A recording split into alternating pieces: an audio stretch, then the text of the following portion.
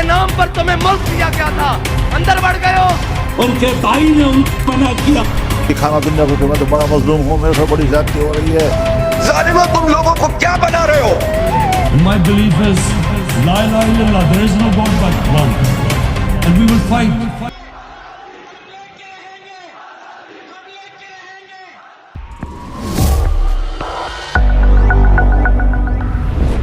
अस्सलाम वालेकुम, अल्लाहुम्मा सल्ली अला मुहम्मदिन व अला आलि मुहम्मद। मेरा नाम है राना अरबाब और आप देख रहे हैं रिबटल यूट्यूब चैनल। आज की वीडियो में हम बात करेंगे कि क्यों ये सारी सियासी मजहबी जमातें जिन्होंने 2024 के इलेक्शन में हिस्सा लिया था बुरी तरह नाकाम हुई हैं। इनमें सरफहरिस्त टीएलपी तहरीक लब्बैक पाकिस्तान, जिनका काफी जोश व खरोश नजर आ रहा था, लेकिन वो सिर्फ सूबाई असम्बली की एक सीट ले सकी है, वो भी पंजाब में।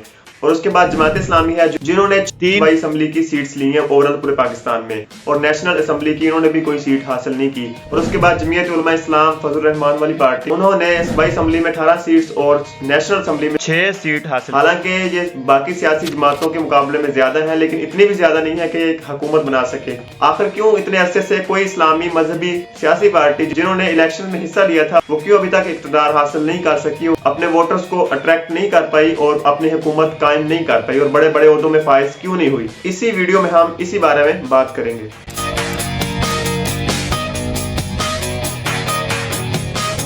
तो सबसे पहले पाकिस्तान में सबसे बड़ी मजहबी सियासी जमातें 2024 के इलेक्शन के बाद सामने आई हैं, वो है तहरीक लब्बैक पाकिस्तान, जमात इस्लामी और जमीयत उलमा इस्लाम फजल रहमान वाली पार्टी। इन तीनों जमातों की जो इलेक्शन 2024 में सीट्स काउंट की जाए सूबाई असम्बली की, तो टोटल 25 बनती हैं, 6 सीट कौमी असम्बली की बनती हैं।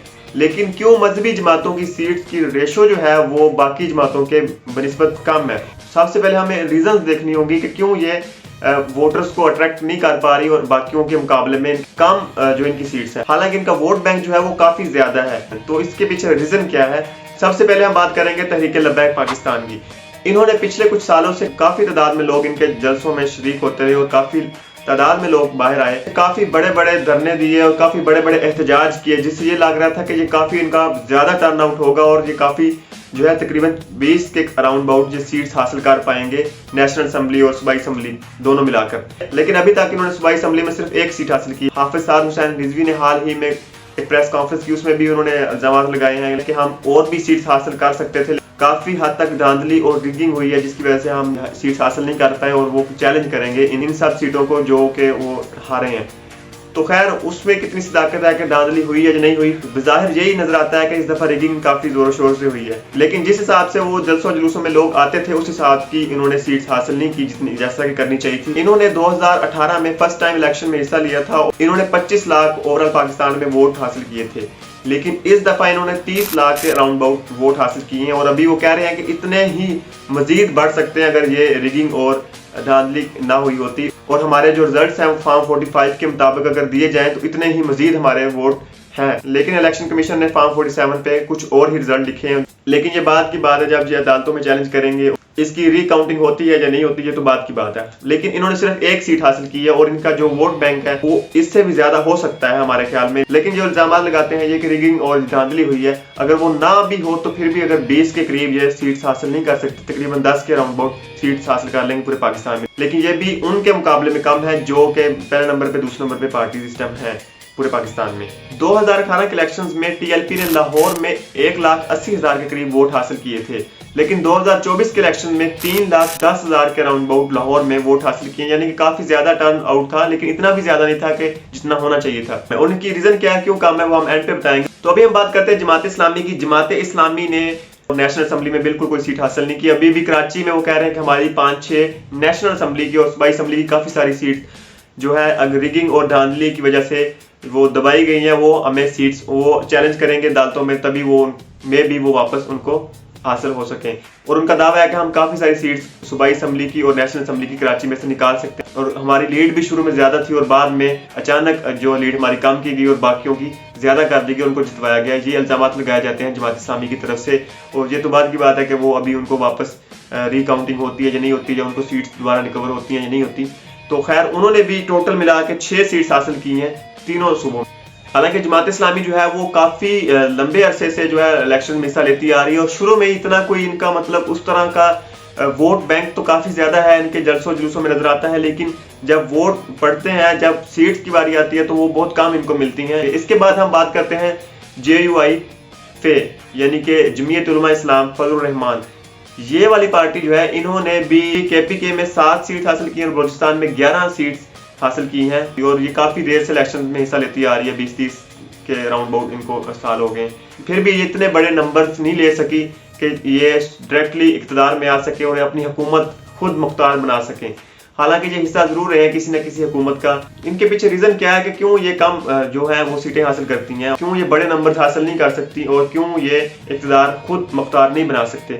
इसके पीछे रीजन ये है कि पाकिस्तान एक इस्लामी मुल्क है और इसमें जो है तीनों मजहबी जमातें और तीनों को मुसलमान अगर अलग अलग वोट देंगे तो वोट बैंक जो है वो तकसीम हो जाएगा, वोटर्स तकसीम हो जाएंगे। जैसा कि तहरीक लब्बैक पाकिस्तान पार्टी है, ये हनफी बरेलवी मकतब फिक्र की जमात है और इनको बरेलवी ही वोट देंगे ना, ज्यादातर दूसरे वहाबी या हदीस या शिया लोग वो कम ही वोट इनको देंगे ना, इसलिए ये कम वोट हासिल कर सकती है बनिस्बत दूसरी जमातों के।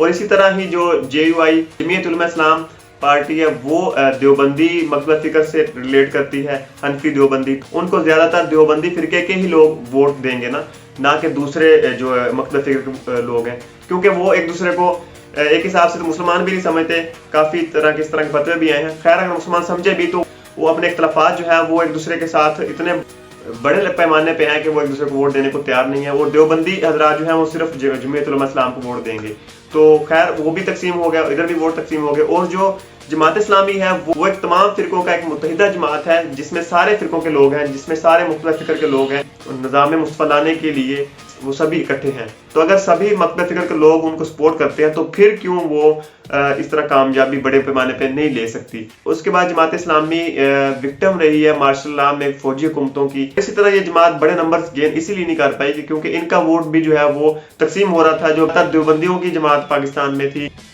वो जो है जमीयत उलमा इस्लाम को वोट दे रही थी। और 2018 और 2024 के इलेक्शन में बरेलवी हजरात जो है वो ज्यादातर अक्सरियत उनकी TLP की तरफ थी और जमात इस्लामी में बाकी बचे कुछ लोग वो उनको वोट दे रहे थे, लेकिन उनमें से भी कुछ लोग जो हैं वो ज्यादातर मुस्लिम लीग, पीपल पार्टी और PTI को वोट दे रहे थे।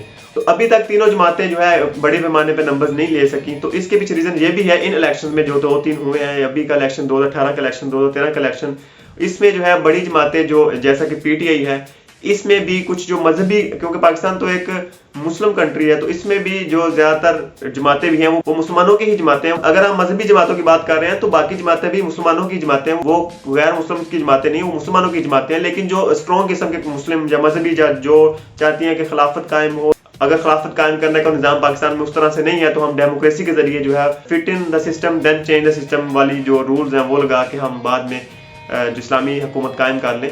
तो बाकी जमातें जो है वो भी मुसलमान ही हैं, मुसलमानों की ही जमातें हैं। पाकिस्तान तहरीक इंसाफ, पाकिस्तान मुस्लिम लीग, नून और पीपल पार्टी वगैरह। पाकिस्तान तहरीक इंसाफ ने मजहबी लोगों को अपनी तरफ कुछ इस तरह से माइल किया कि उन्होंने इस्लामिक टच कह लें या वाकई में उनमें कुछ है जो इस्लामिकली वो बयान करते हैं, जैसा कि उन्होंने UN में अपना कश्मीर का मुकदमा या जो हमारे नबी सल्लल्लाहु अलैहि वसल्लम की गुस्ताखियां हो रही थी उनके बारे में जो उन्होंने एक पावरफुल स्पीच की थी।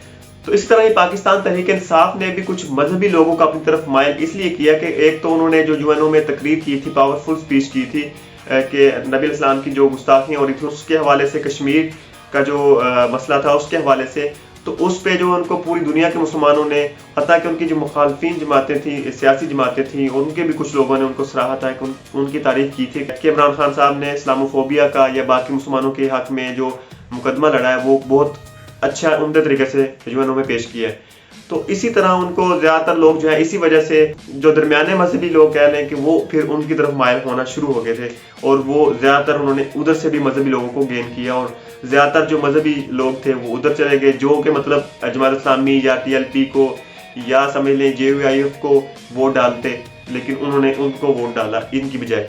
और इसके पीछे एक और भी रीजन थी कि अभी हाल ही में इमरान खान साहब को जेल में डाला गया और इंतखाबी निशान भी छीन लिया गया उनसे और उनके जो मेन लीडर्स थे उनको भी जेलों में डाला गया, उन पर भी पाबंदियां लगी गई। तो कुछ लोगों ने जो कि उन्होंने इन तीनों पार्टीज को वोट देना था वो भी उधर इसीलिए गए कि वो इस चीज का गुस्सा निकाल रहे थे कि उनको साथ ज्यादती हुई है, इसी वाले से उनसे निशान खरीदा गया है, जो भी उनका माइंडसेट था कि उन्हें उनके साथ ज्यादती हुई है और एग्रेसिवली जो पीटीआई को वोट डले हैं, तो इस तरह वोट तकसीम दर तकसीम होते गए, जिसकी वजह से ये मजहबी जमातें जो हैं वो उस तरह से वोट गेन नहीं कर पाई शुरू से ही कि 2/3 अक्सरियत हासिल कर सकती और एक हुकूमत बना सकती, और शुरू से ये इस तरह ही रहे हैं। एक तशद्दुद पसंदी का सिंबल मिलता है उनको, तो जिसकी वजह से वो उनको वोट नहीं देते कि ये ज्यादातर मौलवी लोग हैं, ये मजहबी लोग हैं, ये इन मतलब जब आएंगे पता नहीं क्या कर देंगे, सख्ती करेंगे, ये वो इस बुनियाद पे भी जो लीड क्लास है या इस तरह के लोग हैं वो उनको वोट वो भी नहीं देते। तो ये भी रीजन है, और भी रीजन हो सकती हैं, जैसा कि हमारे पाकिस्तान में सिस्टम ही कुछ इस तरह का है कि वो सही तरीके से शफाफ और फ्री एंड फेयर जो इलेक्शन नहीं होते, जिसकी वजह से कुछ में भी